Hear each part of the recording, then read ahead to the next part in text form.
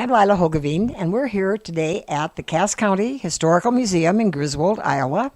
And this is the desk of the founder of Griswold, Iowa, and the founder of Atlantic as well, Mr. Franklin Whitney.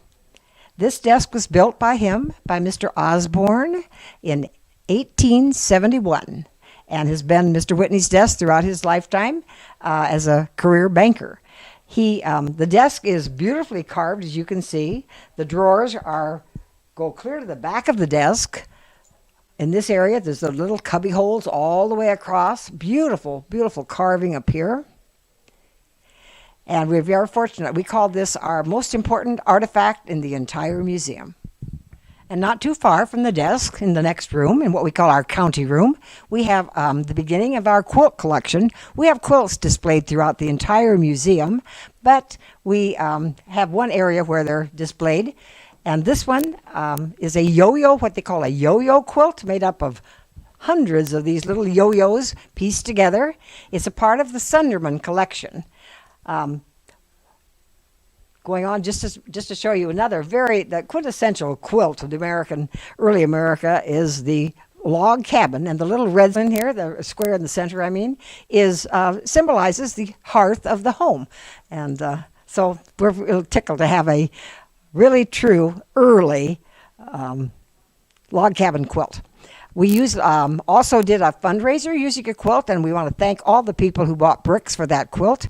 It was an amazing fundraiser for the museum last year, and so thank you, you people. But we enjoy our quilts, and we wish we had room to display them all, but so we changed them off. You know, we don't like to keep them all hanging too long anyway, not good for them, so we change them out periodically. But they do make wonderful things to help enhance exhibits and other places in the museum as well as right here. Okay, going into the next room, we have the original Chris Yanos shoe shine shop from it was on Main Street of Atlantic, Chestnut Street, and there's a picture here of the shop.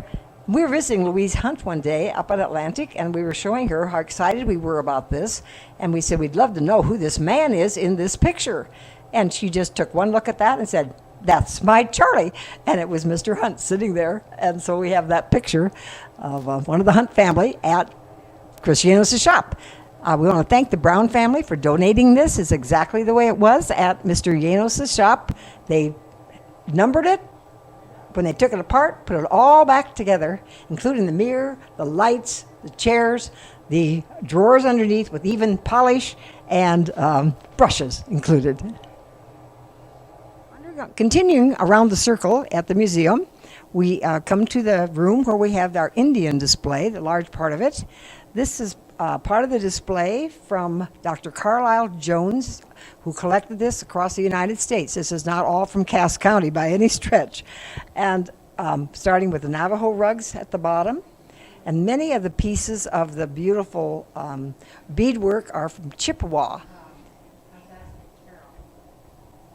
The collection was in Dr. Carlisle Jones' office in Atlantic for many years. Then when he retired, he gave the collection to the Atlantic High School, where it was on display for several more years.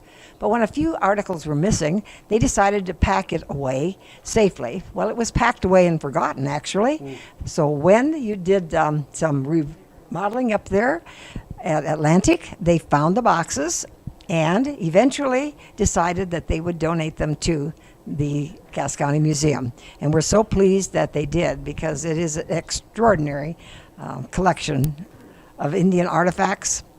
Other pieces that we have also are in other areas of the museum. So the Indian collection here is quite amazing.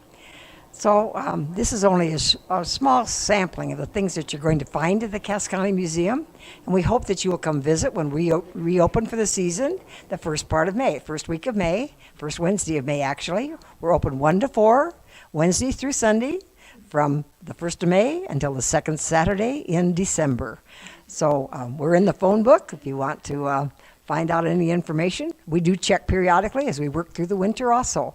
So we're hoping that you will find time to come visit the Cass County Historical Museum.